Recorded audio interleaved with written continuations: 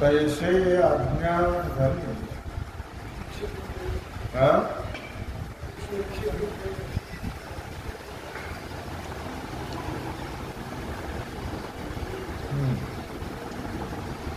तैसे आपले निगुणे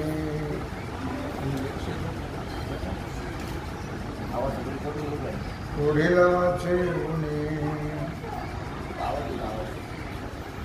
खेळून पाणी त्याकडे पंख्याचा आवाज त्याला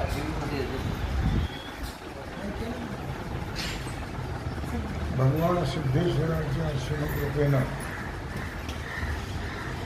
श्री रुक्मिणी पांडुरंगाच्या चरणाजवळ बसून श्री सद्गुरू ज्ञानेश्वर महाराज, श्री जगद्गुरु तुकाराम महाराज, श्री संत एकनाथ महाराज यांच्या चरणसान्निध्यामध्ये आपण सर्वजण मिळून महान ग्रंथराज ज्ञानेश्वरीच्या 16व्या अध्यायाच्या 149 ओळीचा आपण विचार करतो आहोत. तैसे आपुले गुणे पुढीलांचे उणे फेडून या पाहणे तयाकडे. अर्थात नेहमी दुसऱ्याकडे पाहत असताना गुणदोषाचा विचार करू नये, कुठल्याही प्रकारची उणीव पाहू नये. नेहमी समदृष्टीने किंवा भगवत दृष्टीने सगळ्याकडे पाहावं. नाहीतरी सर्व परमात्माच आहे म्हणून परमात्मा दृष्टीने सर्वांकडे पाहावं. विषम दृष्टीने कधी पाहू नये, कुणाचे उणीव काढू नये, कुणाचे दोष काढू नये.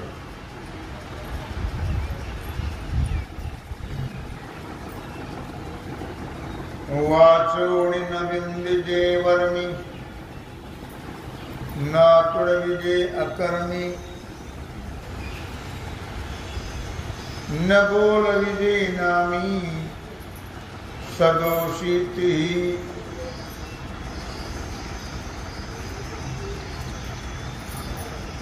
वाचुणी न विंदिजे वर्मी ना तुडविजे अकर्मी न बोल विजे नामी सदोषिती. अर्थात नेहमी आपल्या वाणीने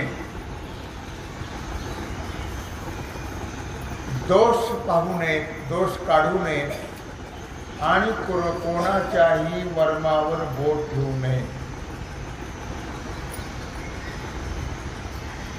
किंवा कोणाचंही गोड बोलायचं आणि त्यांची निंदा करायची गोड बोलून, किंवा निंदे कर्मामध्ये त्याला प्रवृत्त करायचं, गोड बोलणं गुंतून टाकायचं. हे करू नये. फार माणसाच्या देहाला आले म्हणजे माणसावर फार मोठी जबाबदारी लक्षात ठेवा. कसं तरी पशुसारखं वागायचं नाही माणसाने. माणसाने नेहमी माणसासारखं वागायचं आणि माणसाने माणसासारखं माणसं कशी असतात ते शिकायचं. माणसं कुणाला म्हणतात ते शिकायचे. आपली दैवी संपत्ती चाललेली आहे. तर माणसं कुणाला म्हणतात, माणूस कोण हे जर आपल्याला कळलं नाही तर आपण कळून घ्या. अर्थात कोणी आंधळे असतील, कोणी लंगडे असतील, कोणी खोळे पांगळे मुके बहिरे दरिद्री आहेत, मूर्ख आहेत, रोगी आहेत, वृद्ध आहेत. अशा लोकांना त्यांच्याकडे दोष दृष्टीने पाहू नये आणि दोषवाचक शब्दाने बोलू नये.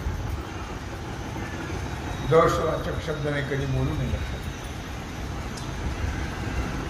उद्या आपल्यावरती पळी आल्यानंतर मग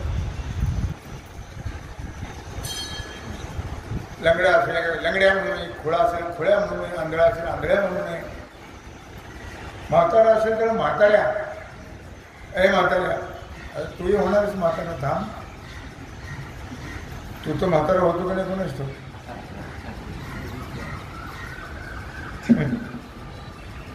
तेव्हा व्यंग शब्दाने कधीही कोणाला बोलू नये. कोणी दरिद्री असेल, गरीब असेल, रोगी असेल, म्हणून त्याला नेहमी आदराने बोला, आदराची भाषा वापरा. रोगी काहीतरी बोलू नये.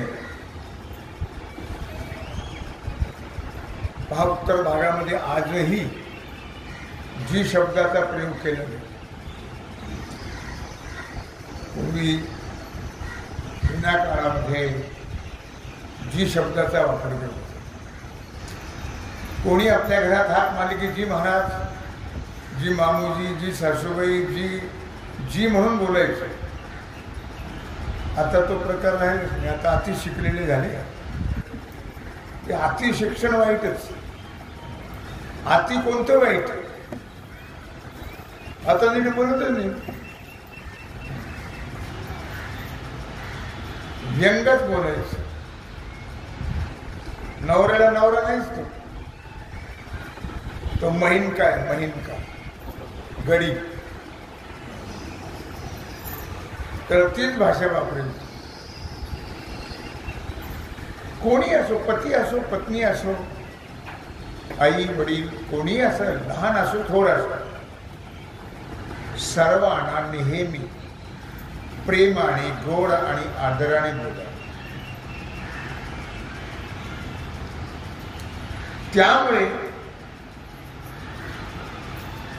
समोरच्याच्या मनाला खेद, दुःख, संवेदना होत नाही. आदराने बोललं की त्याला आनंद वाटतो. प्रेमाने बोलावं, आदराने बोलावं. घेणं देणं तर काही नाहीच आहे. मग निदान चांगलं बोलायला काय हरकत. ही वाणी जी दिलेली आहे, मधुरा वाणी होठे, मधुरा वाणी होठे, तुका म्हणे वाव कोटे, तुका म्हणे वाव कोटे, येथे उपकारासाठी येथे उपकारासाठी आले, घर जा वैकुंठे. धन्य ते संसारी दयावंत जी अंतरी, येथे उपकारासाठी आले, घर जा वैकुंठे. म्हणून नेहमी आदर, प्रेम, गोड गोड बोलावं. वरी कोणे एके उपाय, पडिले ते उभे होय. तेची किजे परी घाये, नेदावे वर्मी. उलट कोणी दरिद्री असेल त्याला सहकार्य करा, त्याला उद्धट शब्दाने बोलू नये. जमेल तर सहकार्य करावं. उदारता असेल तर, बरोबर घेऊन जायचं असेल तर मग निदान चांगलं तरी बोलावं. आहे तर आपल्याकडे खूप सहकार्य करावं. गोर गरीब, दीन दुबळे, ज्यांची कौटुंबिक प्रतिकूलता आहे, ज्याला देहाचे आजार आहेत, रोग आहेत, अज्ञान आहे, अधःपात झालेला असेल, हीनस्थिती झालेली असेल, तर त्याची ज्या कोण्या उपायाने त्यांना जेणेकरून आपल्याकडून जे सहकार्य लाभेल त्या पद्धतीने बोला. निदान वचने सुखून दरिद्रता, बोलण्यात तरी मनुष्याने दरिद्री नसावी.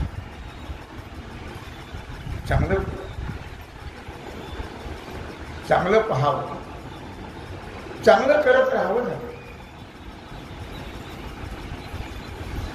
अर्थात आर्थिक आहे, कौटुंबिक आहे, दैहिक आहे, धार्मिक आहे, शैक्षणिक आहे, जेणेकरून या लोकांना आपल्याला जास्तीत जास्त सहकार्य करून पुण्यपदरी पाडून घेता येईल. सहकार्य फुकट केलं जात नाही, त्याचं पुण्य मिळतं. तेव्हा जास्तीत जास्त सहकार्य करून पुण्यपदरी पाडून घ्यावं. तेवढंच पुण्य बरोबर येतात, बाकी काही बरोबर येत.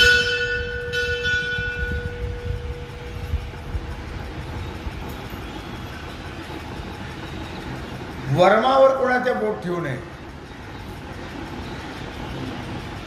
वाईट बोलू नये.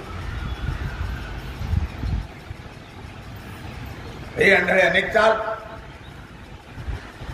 असं कधी म्हणून. पै उत्तमाची यासाठी नीच मानिजे किरीटी, हे वाचून दिठी दोष न घेपे. भगवान श्रीकृष्ण परमात्मा अर्जुनाला सांगतात, अर्जुना, नीच माणूस जरी असला, उत्तमाची यासाठी नीच मानिजे किरीटी. नीच जरी असला तरी त्याला उत्तमासारखा आदर द्यावा, उत्तमासारखा आदर द्यावा. आपल्या कुदृष्टीने, आपल्या कुबुद्धीने, आपल्या कुवाचेनं त्याला शीन देऊ नये. नेहमी सुदृष्टीनं पाहावं, सुवाचेनं बोलावं आणि सरळ हाताने सहकार्य करावं.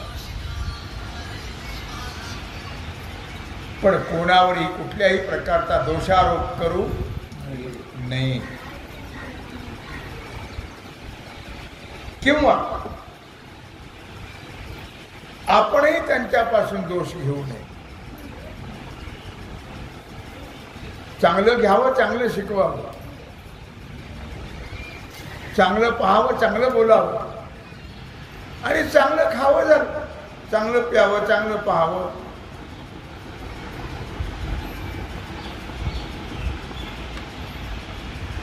ही आहे सज्जनाची वृत्ती, आहे दैवी संपत्ती. नेहमी मनुष्याने आपल्या जीवनामध्ये जेणेकरून किमान आपल्या मागे किंवा आपल्या नंतर तरी लोकांनी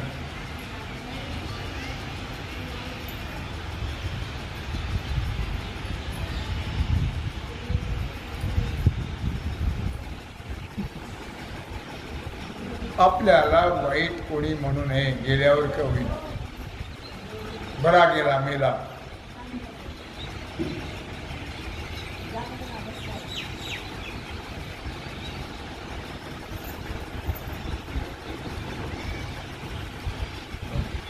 भगवान श्रीकृष्ण परमात्मा अर्जुनाला सांगता आहे, हे अपशून्याचं लक्षण आहे. अर्जुना हे पुढे जाण, अपशून्याचे लक्षण, मोक्ष मार्गीचे सुखासन मुमुक्षु हे. अर्जुना, याला म्हणतात खरी अपशून्यता किंवा हे अपशून्याचं लक्षण.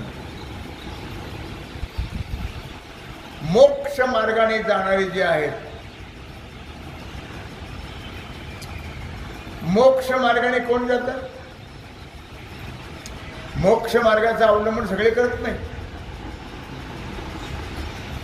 मोक्ष मार्गाने जाणारे कोण?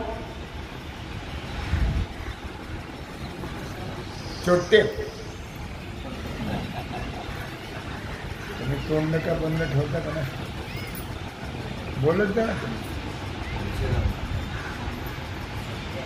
नेहमी ऐकल्यावर लक्षात ठेवावं. मोक्ष मार्गाने कोण जातं? कोणी जातं का? मग कोण जातं? मुमुक्षु, मोक्षाची इच्छा करणारा मुमुक्षु आहे. आणि सदा खात राहणारा भुमुक्षु आहे.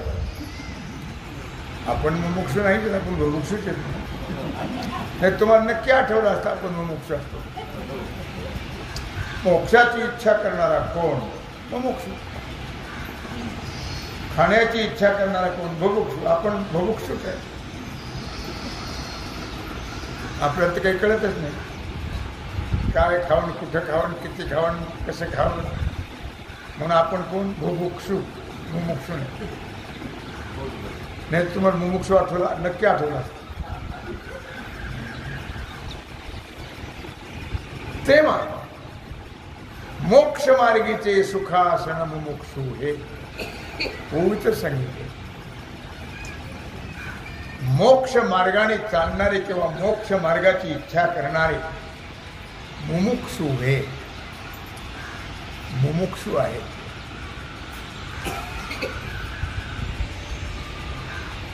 वेदांताच्या दृष्टीने मुमुक्षु कुणाला म्हणतात?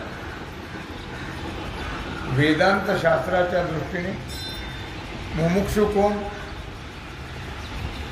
आपल्याला वेदांतही माहिती नाही, शास्त्रही माहित नाही. त्याच्यामुळे जाऊ द्या, आपण त्यातही समाधान मानून घेऊ.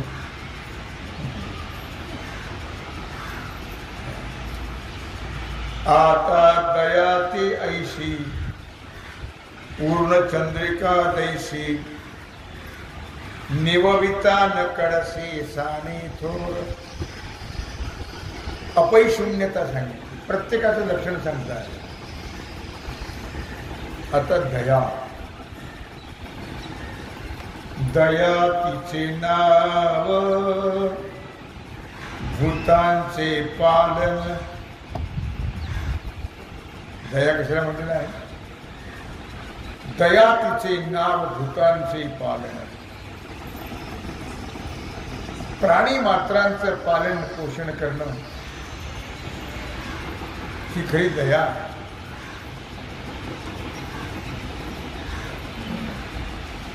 दयेला फार मोठं महत्व आहे लक्षात घ्या. आणि जिथं दया आहे तिथं सर्व आहे. जिथं दया आहे ती दया ऐशी. ती दया कशी असावी? पूर्ण चंद्रिका जैशी 16 कलाने युक्त जसा चंद्र असतो त्याचं जे चांदणं आहे ते चांदणं अशा या कडकडीत उन्हाळ्यातला दाह शांत करते.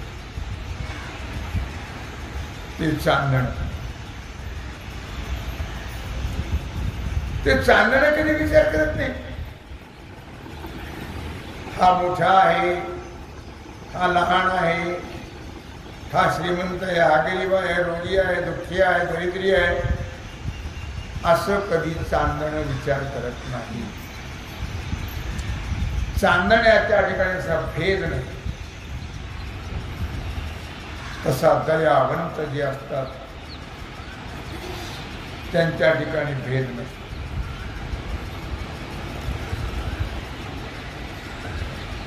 धन्य ते संसारी दयावंत जे अंतरी.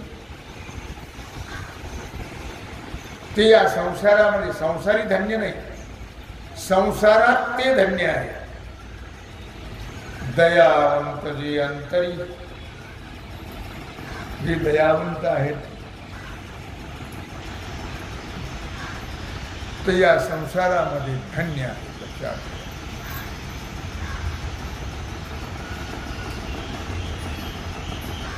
अर्थात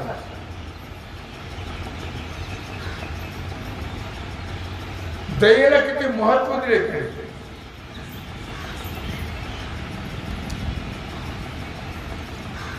चंद्राची उपमा दिलेली आहे. 16 कर्ण युक्त असताना चंद्र पौर्णिमेच्या दिवसचा त्याची जेवढी शीतलता आहे तसे दयावंत असतात. माणूस म्हटले की त्याच्या ठिकाणी हा गुण असणं आवश्यक आहे.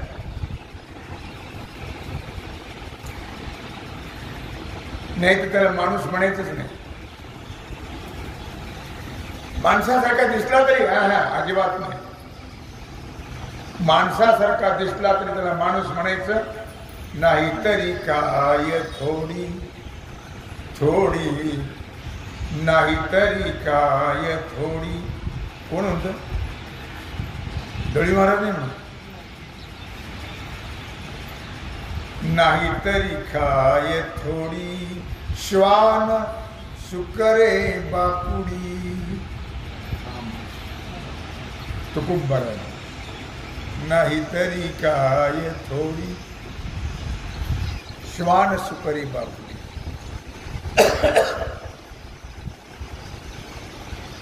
म्हणून दया, दया तेथे धर्म. ओवीचे नंबर आहे. दया तेथे धर्म. दयेला फार महत्व आहे मनुष्य जीवनामध्ये.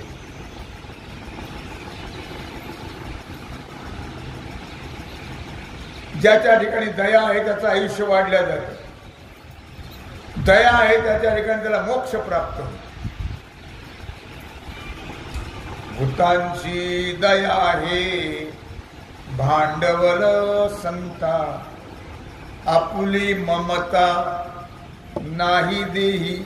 भूतांची दया आहे भांडवल संता. प्राणी मात्र दया करणे हे संतांचं भांडवल आहे. तैसे दुःखिताचे शिरणे, हिरता सकवणपणे, उत्तमाधमनेने विवंचोगा. याप्रमाणे दुःखिताला होणारं दुःख कारुण्याने नाहीस होत. जर आपल्याकडे कारुण्य करुणा असेल तर आपण दुःखिताचं दुःख नक्की नष्ट करू शकतो.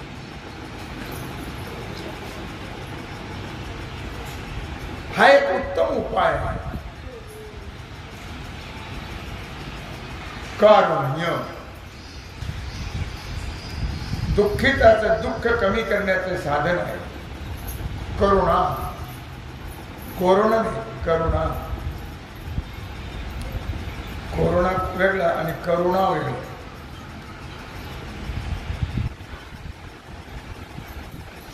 तर भेद करण्याचं जाणत नाही ते. जे कारुण्यवान आहेत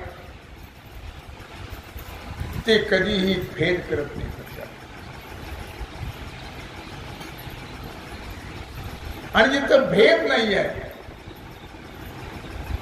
तिथं दया ही त्याचं घर निघते, बळत घुसते घरामध्ये दया. कारुण्यवान जे असतात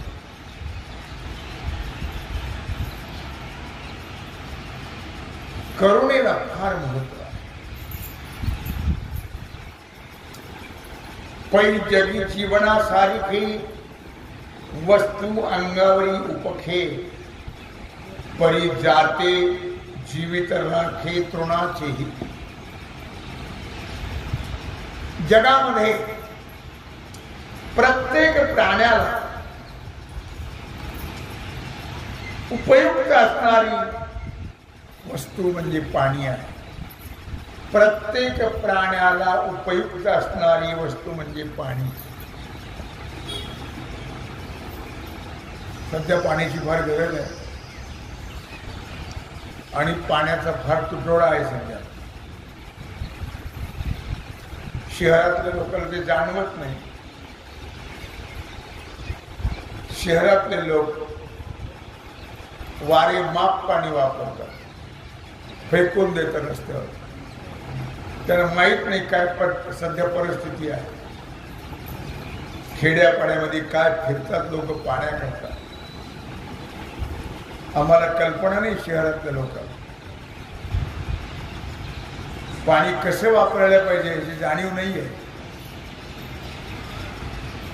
म्हणून सर्वांना उपयुक्त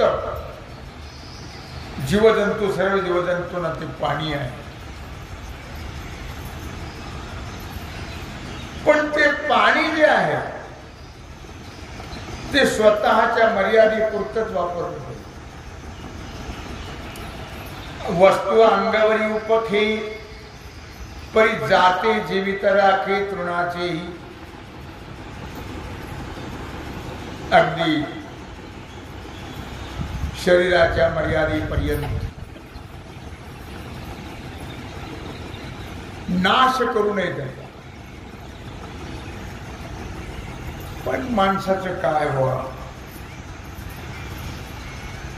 अरे त्यांनी सांगितलं की परी जाते जीवित राखे तृणाचे. गवताचाही प्राण जात असेल तर त्याला सांभाळतो. गवताचाही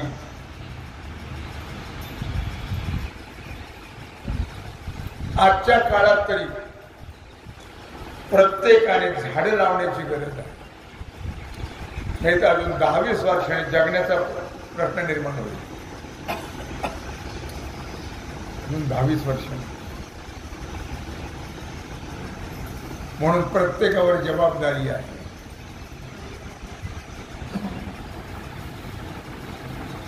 अर्थात म्हणून म्हटलं गवताचेही प्राण जात असतील तरी त्याचं रक्षण करावं. एवढं अंतःकरणामध्ये दया असावी. तैसे पुढीलाचे तापे, कळवलेली एक कृपी. सर्वस्वेशी धिरले आपण पे तरी थोडीची कमी. तैसे पुढीलाचे तापे. समोरच्या प्राण्याच्या दुःखाने मनुष्याच्या अंतःकरणामध्ये कळवळा निर्माण झाला. दुसऱ्याच्या दुःखाने दुःखी व्हावं आणि त्याचं दुःख नष्ट कमी करण्याचा प्रयत्न करावा. दुःख निवारण करण्याचे प्रयत्न करावे.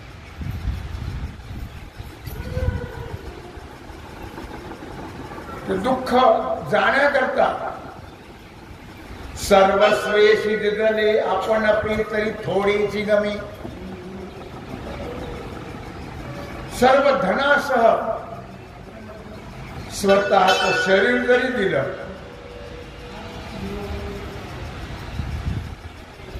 तरी पण ते थोडंच आहे असं वाटलं पाहिजे. शरीर दिलं लोकांनी,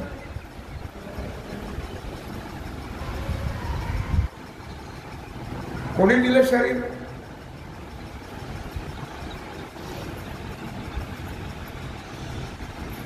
काय नाव त्या राजे लोकांचं? अजून अजून त्याचं शरीर करवतलं की नाही? काय असे अनेक लोकांनी शरीर सुद्धा दिले. म्हणून म्हटलं धनासह शरीर द्या तरी ते थोडंच वाटावं. पोराच्या बापाला कळलं तर पोराला काय कळतं? बाकी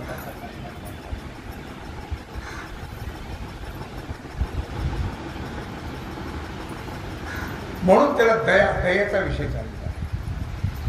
याचं नाव आहे दया. सर्वस्वी तरी आपण पे तरी ते थोडे वाटे किंवा थोडे गमे, या नाव दया. निम्न भरलिया उणे पाणी ढळवते नेणे, ते विश्रांता कोसुणे जाणे सामोरे जा.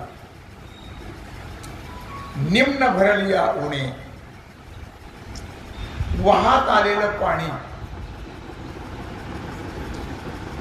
पुढे असलेला खड्डा कमी भरला तर ते पुढे जात नाही. पाणी जड आहे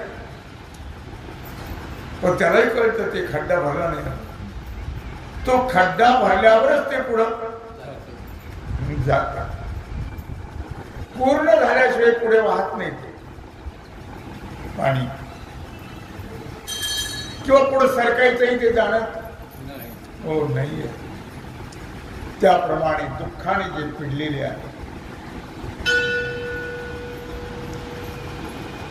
त्यांना संतुष्ट करणं